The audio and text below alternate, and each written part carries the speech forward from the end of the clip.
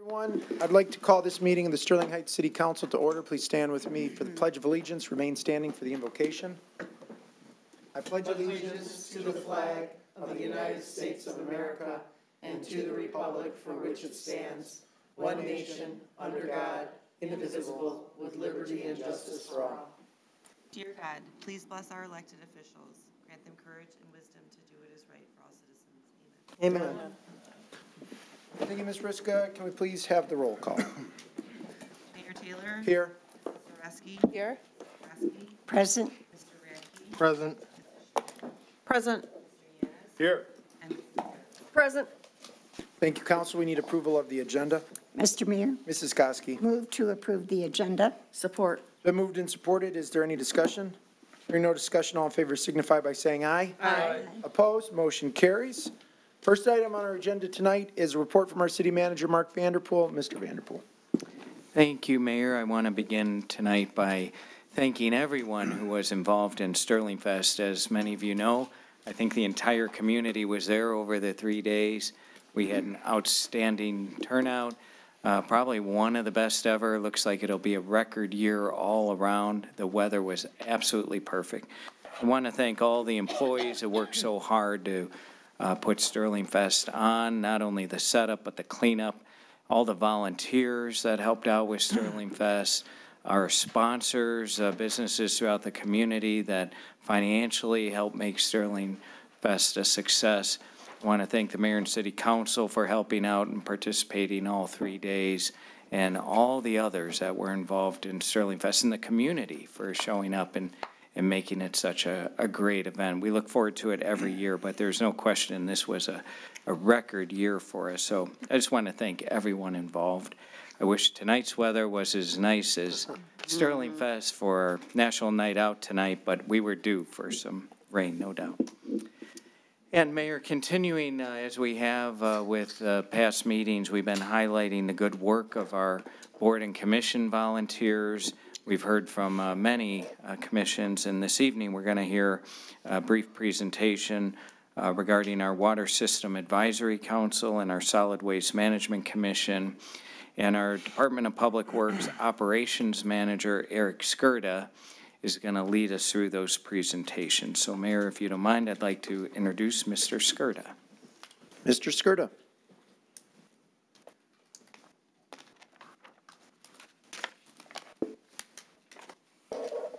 Hello and good evening, Mayor Taylor, members of council, Mr. Vanderpool, Mr. Kaszubski. Today I will be presenting on two commissions that the Department of Public Works is the liaison for, the Solid Waste Management Commission and the Water System Advisory Council.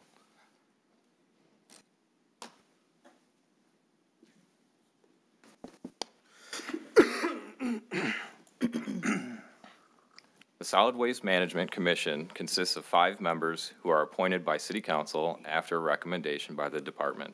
Vacancies on the commission are filled by appointment as needed. One representative of the solid waste hauler may serve without vote as a member of the commission. Members of the commission serve without compensation. Our 5 members in order of length of term are as follows. Christine Kessick, 32 years on the commission, and a resident of Sterling Heights for 40 years, and she is our chairperson. Henrietta Bachevsky, 8 years on the commission, and a resident of Sterling Heights for 43 years. Donald McCoy, 7 years on the commission, and a resident of Sterling Heights for 48 years. Donald is in our presence tonight. Henry Smith, 2 years on the commission, and a resident of Sterling Heights for 4 years. And Zachary Overman, 1 year on the commission and a resident of Sterling Heights for 10 years. The Solid Waste Management Commission meets roughly 2 to 4 times per year during mid-stretches of contract periods with the city's waste hauler. However, they are called upon for their input and research during requests for proposal processes regarding anything refuse and recycling related. Our current contract is valid through April 2024. Solid Waste Management Commission meetings usually consist of the following topics: curbside recycling and uniform refuse carts, cell phones for soldiers, which we have collected 657 to date, In a brief background for Cell Phones for Soldiers, is a national nonprofit organization dedicated to providing cost-free communication services and emergency funding to active duty military members and veterans by recycling outdated and inoperable cellular devices. We review the tonnage reports, Christmas tree, recycling and chipping counts, annual spring collection events. As you know, DPW hosts 5 Saturdays spread over the months of April and May. That consists of the paper shredding event, household hazardous waste event, electronics recycling, and our 2 generic waste days. And they also review the refuse collection contract, language, and provisions. On behalf of the residents and the members of the community, we thank you for your service. It's commission members like you that help make our environment a better place for us all. Next, I'll be speaking on the Water System Advisory Council. The Water System Advisory Council was established in 2018 per the direction of the state of Michigan for water supplies serving a population of 50,000 or more.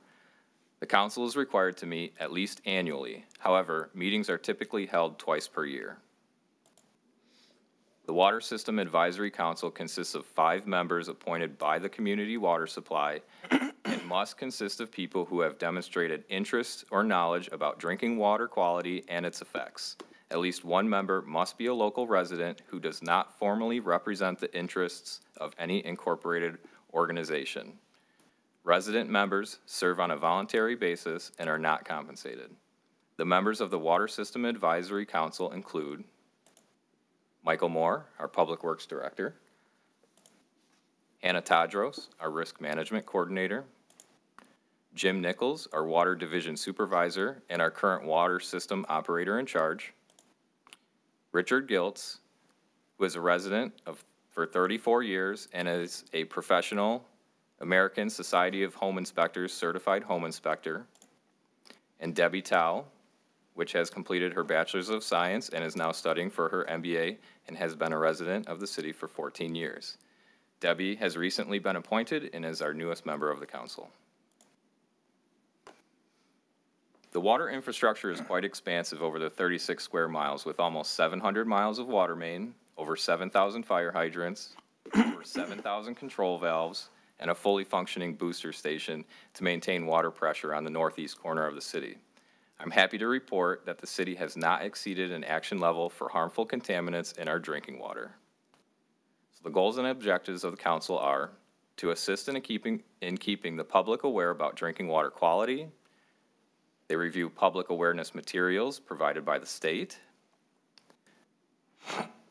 Drinking water quality is the main focus for this group. Information can be found on our annual Sterling Heights Water Quality Report, which can be found at www.sterling-heights.net/waterquality.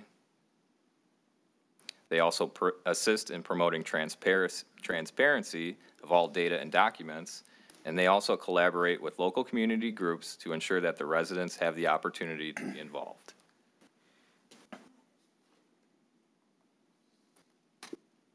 This concludes my presentation of the 2 groups.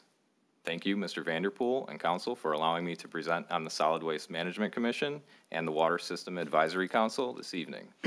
As always, I'm available should there be any questions. Thank you very much, Mayor. Once again, you can see the good work that all of our boards and commissions are doing. We still have many more to present the remainder of this year, and we'll keep doing that per our schedule. So you'll hear more from our other boards and commissions in short order. I wanted to also highlight a company that's expanding in our city, which is really outstanding news. It's a German-based company headquartered in Sterling Heights that makes defense vehicles and is affiliated with the automotive industry as well. It's American Rheinmetall Vehicles, better known as ARV. They're currently located on Sterling Ponds Drive down on, it would be just west of Van Dyke off a 14-mile road. They expect to create more than 150 new high-paying jobs, engineering jobs included. So we're super excited about that news. The company is growing its design and development, engineering, and system integration for its key customers and plans to build a new North American headquarters facility in Sterling Heights, where it will house office space and manufacturing space for prototype operations. High-tech companies, large and small, have invested billions of dollars in Sterling Heights over the past 10 years. These investments continue to validate Sterling Heights' reputation as a great place to conduct business, especially in the defense sector, automotive sector, aerospace, and all the supply chains that go along with them. We'll work with ARV to promote their job fairs, provide other assistance with their expansion as the plans begin to move forward. So I know this has been publicized, but for those who might have missed it, more good news for our major manufacturing corridor between Van Dyke and Mound. And Mayor, lastly, this evening, at the conclusion of tonight's agenda, I'm requesting that the City Council convene a closed session pursuant to Section 8C of the Open Meetings Act for council to discuss ongoing collective bargaining negotiations, and Section 8E for council to consult with the city attorney regarding 2 confidential legal opinions. And Mayor, that concludes my report this evening. Thank you. Okay, thank you very much, Mr. Vanderpool. The next item on our agenda tonight is a presentation in the Nice Neighbor Award. This is another presentation, excuse me, in the Nice Neighbor program, which honors homeowners and businesses that improve the quality of life for their neighbors. Community Relations Department is thanking and presenting to Sterling Heights residents Ted and Kay Stobling, Rick and Tracy Assad, and Heather DeWitt for recognition as recipients of the Nice Neighbor Award tonight. Some background on the recipients and the neighbor who nominated them. Susan DePace, a resident of Sterling Heights and a neighbor of the Stroblings, Assads, and Miss DeWitt nominated them for this Nice Neighbor Award. In support of her nomination, Ms. DePace states that she is a widow who has had significant health challenges for a few years now. It was during these past few years that Ms. DePace's neighbors stepped up to take care of everything and anything that she needed help with around the house and her yard. Ms. DePace notes specifically that Rick Assad is there to fix everyone's sprinkler systems on the court. And if Heather sees her struggling to move a planter, she's there to help with the job, as well as all of the gardening needs of Mrs. DePace. So, and recently, Mr. Strobling volunteered to handle her snow removal after a bad experience with a contractor. And Ms. DePace added that everyone on the court takes care of each other, and she's an original owner, and while others have moved in throughout the years, everyone agrees how lucky we are to have found a perfect court to live on here in the city of Sterling Heights. So we are just very pleased to be able to thank Ted and Kay Stobling, Rick and Tracy Assad, and Heather DeWitt for all their work that they've done to help Ms. DePace. Thank them for making quality of life in Sterling Heights second to none. So unfortunately, none of them could be here tonight. We are meeting on a Wednesday as opposed to a Tuesday, and the weather outside today is preventing some people from attending. So unfortunately, they cannot be here, but they will have their awards mailed to them. Council, we do have a suggested action, so rather than presenting, if somebody could say we will thank them, is there anyone who would like to make that action? Mayor Taylor? Mrs. Sarowski. We present Ted and Kay Strobling, Rick and Tracy Assad, Heather DeWitt, and with the Nice Neighbor Award in recognition of their efforts to assist the community and contributions to making Sterling Heights quality of life second to none. Support. It's been moved and supported. Council, any discussion? No discussion. All in favor signify by saying aye. Aye. Opposed? Motion carries. Thank you again. Next item on our agenda tonight is an ordinance introduction, and this is to consider introduction of an ordinance amending Chapter 2, Article 5 of the City Code for the purpose of implementing changes in the benefits paid to eligible personnel of the 41A Judicial District Court. We have a presentation from our City Manager, Mark Vanderpool. Mr. Vanderpool. Thank you once again, Mayor. The employee benefits for personnel of the 41A District Court are established by city ordinance and also codified via Chapter 2, Article 5 of the City Code. The ordinance employees include the magistrate, the court administrator, clerk of the court, court officers, court reporters, and the probation officers. Following the recent resolution of new 3-year collective bargaining agreements with the city's bargaining units, and you've heard many of those presentations over the past few months, the Human Resources Division met with court administrators to discuss potential amendments to benefits set forth in the city code I just referenced. These discussions resulted in the following amendments to the benefits payable to the employees under the ordinance, and I'll summarize them briefly. By recent order of the Michigan Supreme Court, the schedule of mandated holidays to be observed by the Michigan courts was amended to include Juneteenth, which is celebrated annually on June 19th. All general employee bargaining units have transitioned to paid time off in lieu of separate leave banks for vacation, sick, and personal leaves. The court ordinance employees hired after August 31st, 2022 will be under the same PTO structure for consistency's sake. The city's introduced a new, more compassionate bereavement leave policy into the collective bargaining agreements the past few years, which I've talked about frequently. So these ordinance employees will have their bereavement policy changed as well, again, for consistency's sake. The amount of compensatory time that may be accumulated by the magistrate court and clerk of the court positions will increase under amendments consistent with other bargaining units as well. The base medical and hospitalization will continue to be the high deductible plan. Employees will pay 10% of the health insurance premium. The lifetime maximum benefit available for orthodontic services provided to employees dependent through the age of 19 is increasing from $1,000 to $2,000. Again, this is commensurate with the other collective bargaining agreements that have been approved. There are no longer any employees hired prior to July 1st, 1996, which is a requirement for being eligible for the fixed pension system. All current and new ordinance employees will be recipients of what's equivalent to a 401k retirement benefit instead of the fixed pension program that's no longer in place. The city is thus increasing its annual contribution to ordinance employee accounts from 4% of base salary to 5%, and that will increase to 5.5% on July 1, 2023. Again, this is consistent with the other increases in the collective bargaining agreements already approved. For those that are not eligible for traditional retiree health care, as you may recall, we eliminated retiree health care for employees. The city will contribute $2,000 annually to a retirement health savings program for eligible employees or district court judges. The program, again, is commensurate with the same benefit provided to other bargaining groups. Again, I want to highlight on this point, eliminating retiree health care has saved the city millions of dollars over time. So this is a very affordable benefit increase in lieu of what used to be done years ago.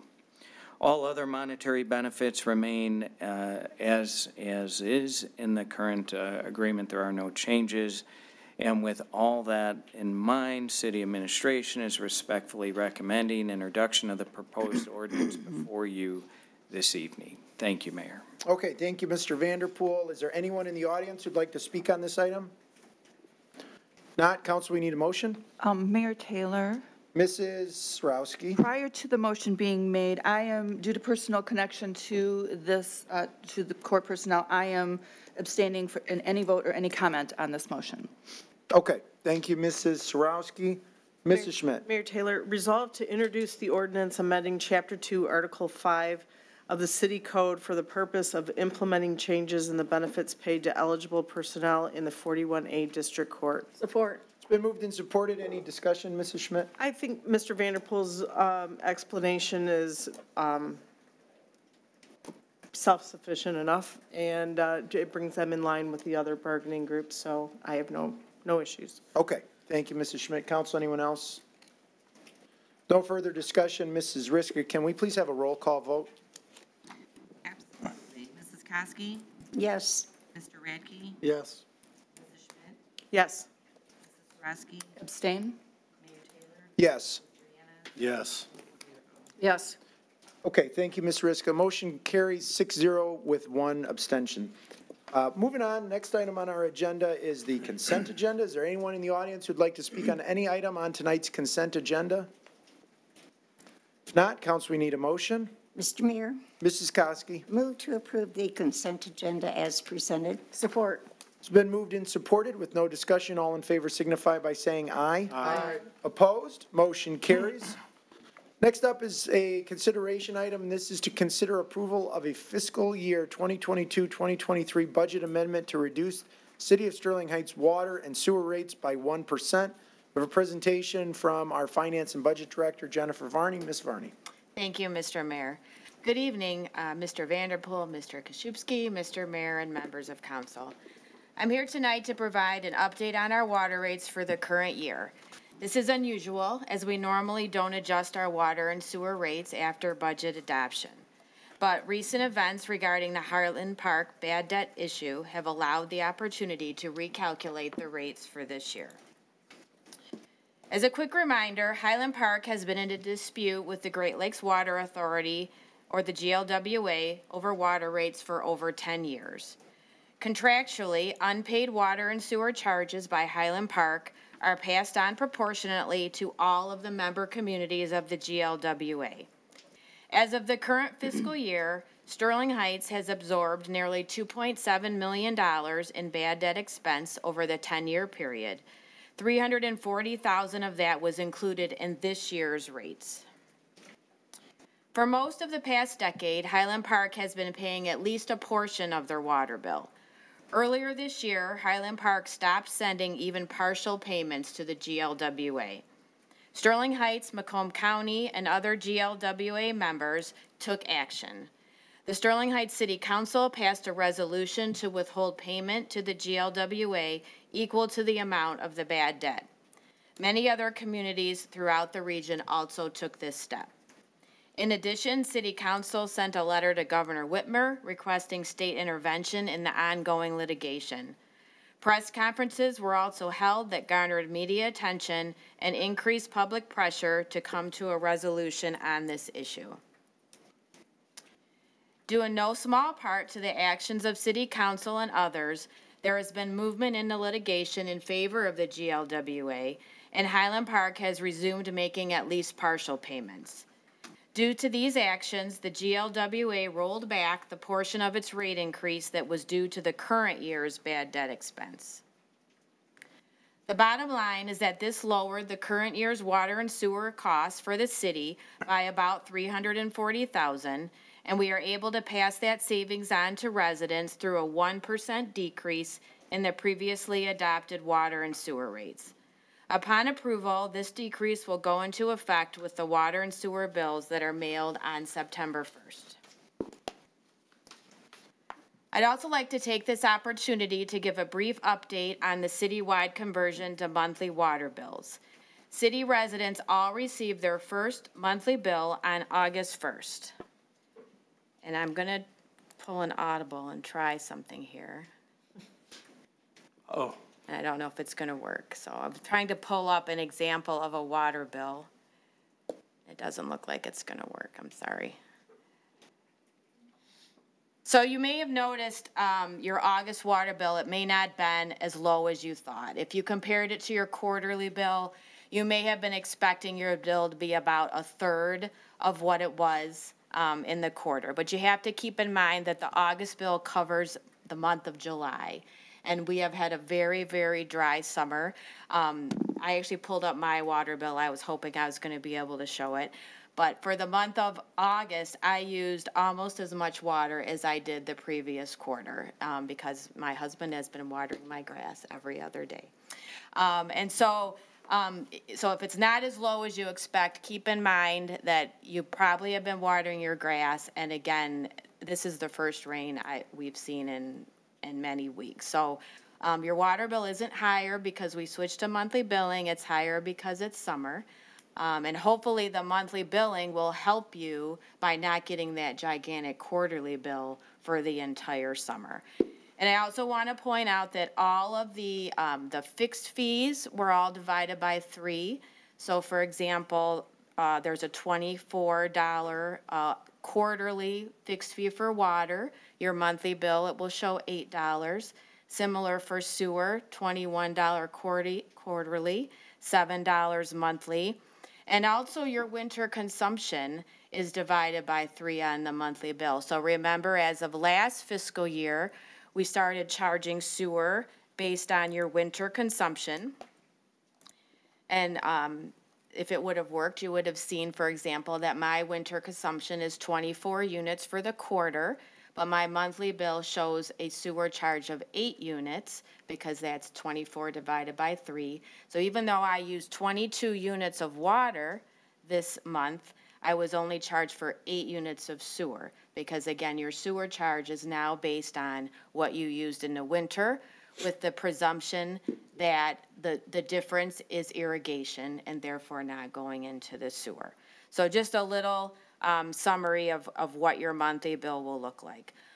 Overall, the conversion has gone smoothly. We have got a lot of questions, but it's going fairly well. We have seen a very big increase in our e-bill. Last year, we only had about a little under 660 residents using e-billing. Now we have almost 2,200. So we hope to continue to see that go up. And we have seen auto pay go up a bit. We had about 2,250 as of December, and now that's getting close to 2,900. One new feature is, in the past, you could only use a checking or savings account for auto pay, which may have discouraged some people from using it. Now you can use a credit card. Right on our website, you can go on and sign up for auto pay with a credit card. You can choose, if in this example, if you'd like to pay the balance, what credit card. You can choose a date, or to always pay it on the due date or a couple days prior to the due date. So we're trying to make it as convenient as possible for residents to pay their bill. So as a reminder, if you'd still like to sign up for e-billing, auto pay, or budget billing, you can go to our website at sterling-heights.net/waterbill and sign up anytime. And that's all I have for tonight, and I'm happy to take any questions. Okay, thank you very much, Mrs. Varney. Is there anyone in the audience who'd like to speak on this item? Mr. Nelson?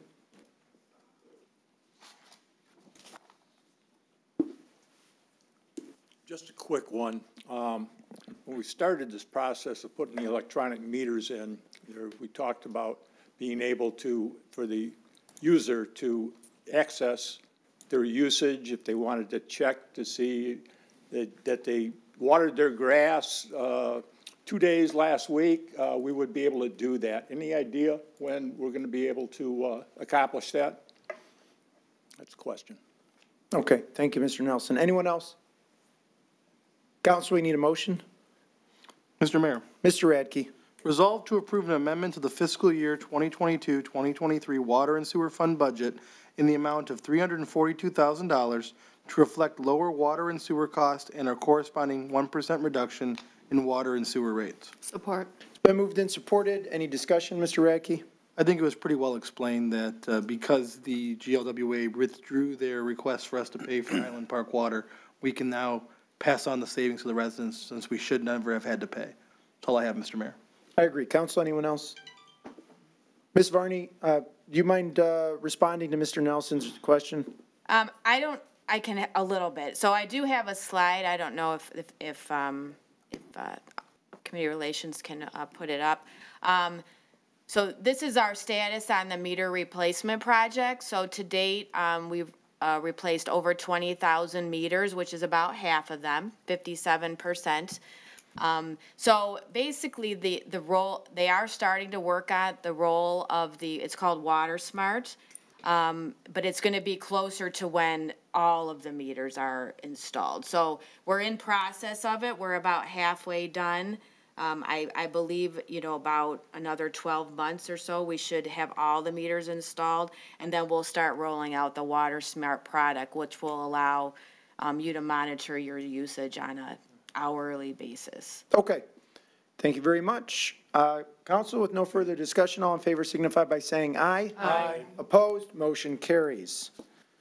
Next on our agenda tonight is another consideration item. This is to consider a request to transfer ownership of an escrowed 2021 Class C liquor license with Sunday sales permit PM from Mary's Holding LLC to Oscar's Restaurant and Entertainment LLC and transfer location from 47250 Hayes Road, Macomb Township, Michigan to 2173 18 Mile Road, Sterling Heights, Michigan with a new dance and entertainment permit.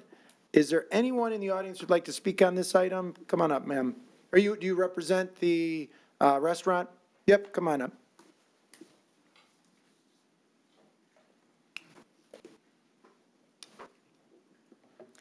Good evening.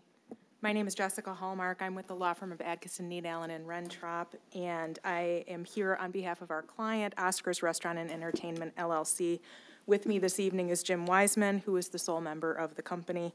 And as you stated, we are here to request approval of a transfer of ownership and location of a Class C liquor license from a location in Macomb Township into the city of Sterling Heights. The license will be used for the operation of a restaurant and bar business in the Windmill Plaza Shopping Center at 18 Mile in Livernois. And the Michigan Liquor Control Commission Not Livernois, right? DeQuinder. DeQuinder. Oh, DeQuinder. sorry. Be in front of the wrong city. If you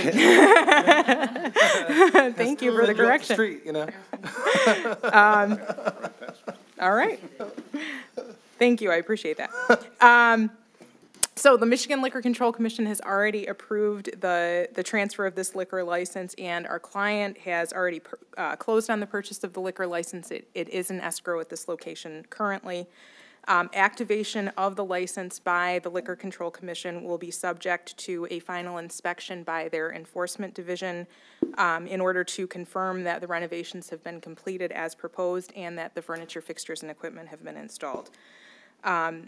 Also, the license will be subject to issuance of a certificate of occupancy by the city under both the Michigan Liquor Control Commission approval order and their administrative rules. Oscar's satisfies the city's criteria for approval of the liquor license. Mr. Wiseman has extensive experience in managing liquor licensed restaurants and bars. He operated the first Oscar's location in Midland for 20 years, beginning in 2001. He operated a second location in Lake Orion for 11 years, beginning in 2007. He has an excellent business reputation. He has a strong moral character. He's served in the United States Marine Corps. He has no criminal background. He does not use alcohol to excess. The city police department has conducted an investigation and did not have any negative comments or information during their investigation. The applicant has the financial ability to build out and operate this location. As I noted, they've already purchased the liquor license. This is not from the city's quota. This is one that they've purchased and are bringing into the city. The applicant has received an SBA loan and will also be receiving a tenant improvement allowance from the landlord of the location. The license will have a positive impact on the economic development of the surrounding area. The space in the shopping center is currently vacant, and the landlord will deliver it in white box condition. The tenant will build it out. The license will have a positive impact on the health, welfare, and safety of the general public. This is a responsible operator. He has extensive experience. He will have the entire staff trained by a Liquor Control Commission approved server training program.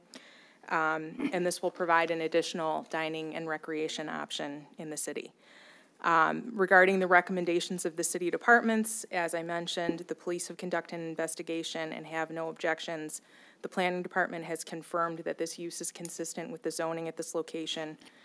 The applicant is going to work closely with the building department and fire marshal to secure its permits and in connection with its build out and to secure a certificate of occupancy. And activation of the license by the Michigan Liquor Control Commission will be subject to completion of the build out, installation of the furniture, fixtures, and equipment, and issuance of the certificate of occupancy. The applicant is seeking a dance and entertainment permit. They may occasionally have 1 or 2 person bands.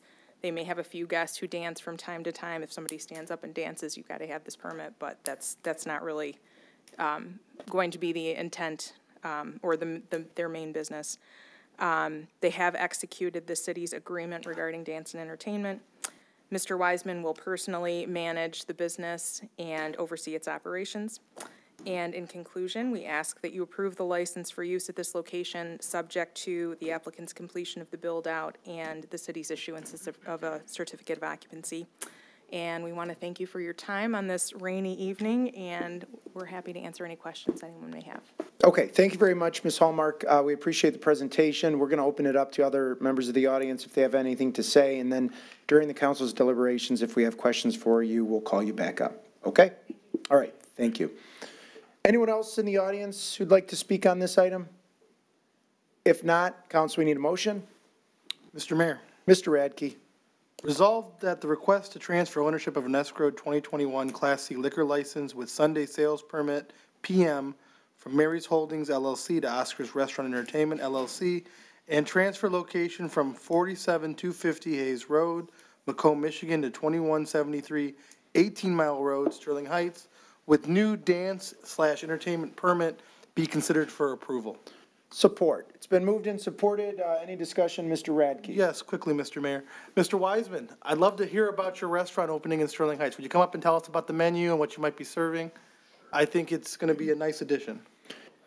Yeah, and to piggyback on that, is this menu current? Because the prices look really good. Yeah, I thought so too. I wish it was current. And he brought us shoes. The menu's gonna change, not significantly, but the methods for cooking will change. I'm not going to try to have a hood and grease. We're offering a little bit more of a health-conscious menu moving forward. I submitted originally the layout, and when I do that, the conceptuals, I just kind of do it in color. And it looks kind of funny because there's little wings there, but I only do that because if somebody has trouble imagining it, you can fold it up, and there is like pretty much just like a little model. You can look in there and see the seats. Put it in the center the of bar. Put What's it that? in the center of that table. Yeah. Like a little I got enough. If you guys want to look at it. If you put it on the table, we'll see it on our Oh, screens. I see what you're saying. See, like, Oh, look at that. Oh, turn it around. It's upside down. Yeah. There we go. There's two of them, back to back. So it's only gonna be one. I just brought party favors or something really wanted to get in there. I do have it on a PDF if you want to put on the screen, but. So, you know, the layout of the restaurant is pretty simple. There's a vestibule up front. This 102 signifies the occupancy. There's women's and men's bathrooms, a walk-in cooler, and then a kitchen. A lot of the menu that can be made in the kitchen can also be prepared behind the bar for lower volume periods of time. I want to be able to offer food later to customers and not have to bear the cost of a full service restaurant. So that'll be incredibly helpful, just trying to service the community during business hours. Other than that, it's pretty simple. The back bar layout, so you can kind of see it right there. Ingenious. You know, there's like a big screen TV front and center, and then 3 TVs on either side.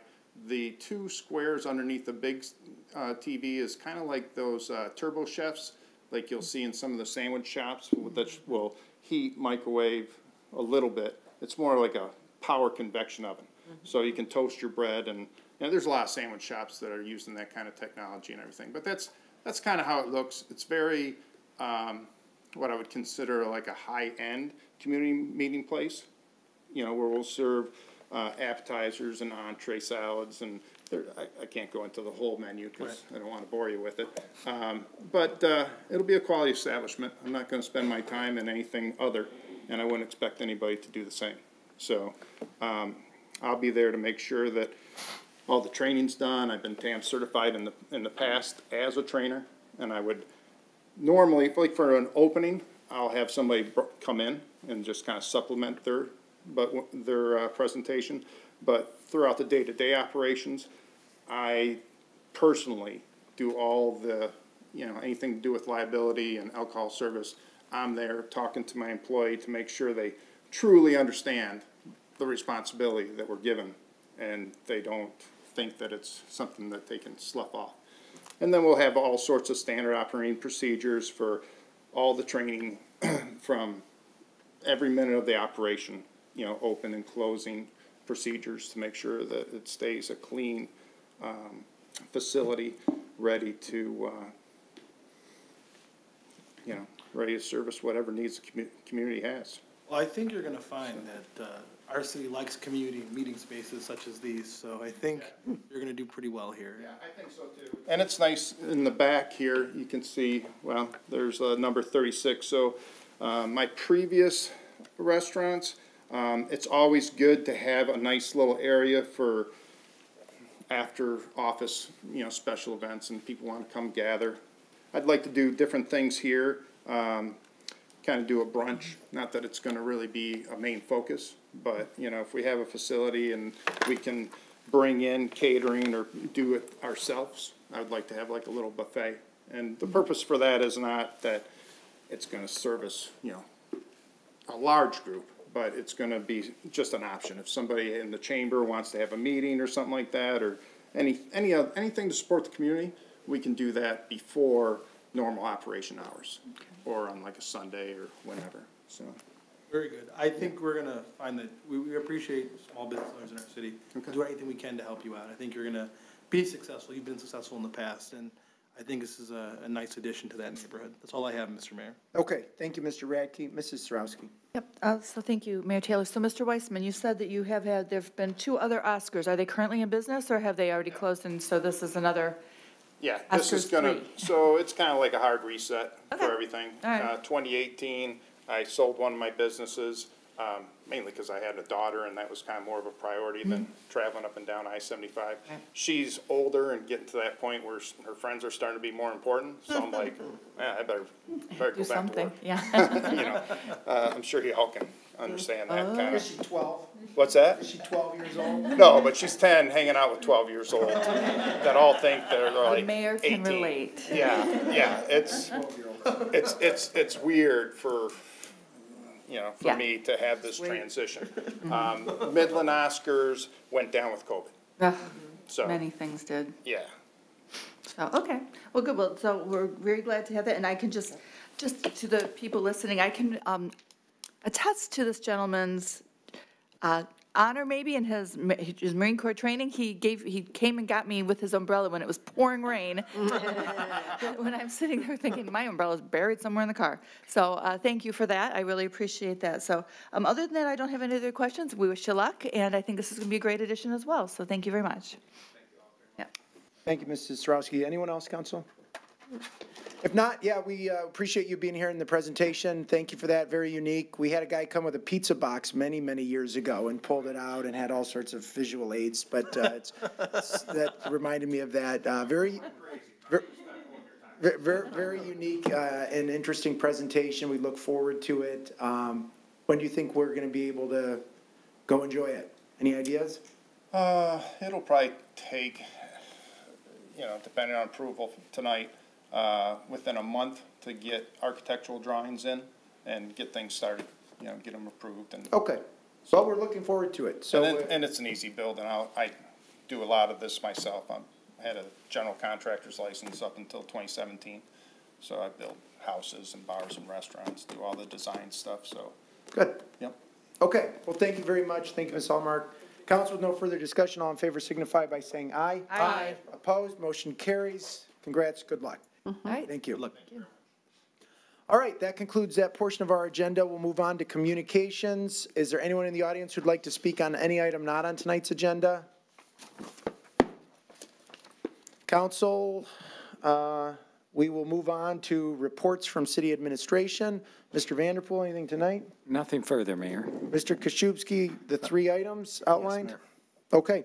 Council, any reports or new business? Mrs. Sarowski. Thank you, Mayor. I'll go first tonight. So I just wanted to, obviously, we're here on a Wednesday because yesterday was an election night for many, many people. I wanted to congratulate those that won their primary elections and encourage them and give them best luck to moving on into the general election. To those who did not win their primary elections, my condolences, but my heartfelt congratulations to them for a hard-fought race. And if they are considering running for something else or moving forward to other things, good luck to them as well. And my best wishes. And truly, just a little bit after the fact, I'm still recovering from the weekend. It was a very long weekend because Sterling Fest was so wonderful. Thank you to the residents. It was amazing to see. I think we had on Sunday, I'm saying 13,000 people. It was, On Saturday. Saturday, okay, felt like Sunday, the weekend that never ended.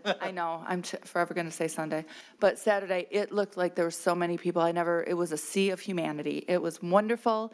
It was the best behaved crowd I've ever seen, and wonderfully attended, happy people. So thank you to the residents for that as well.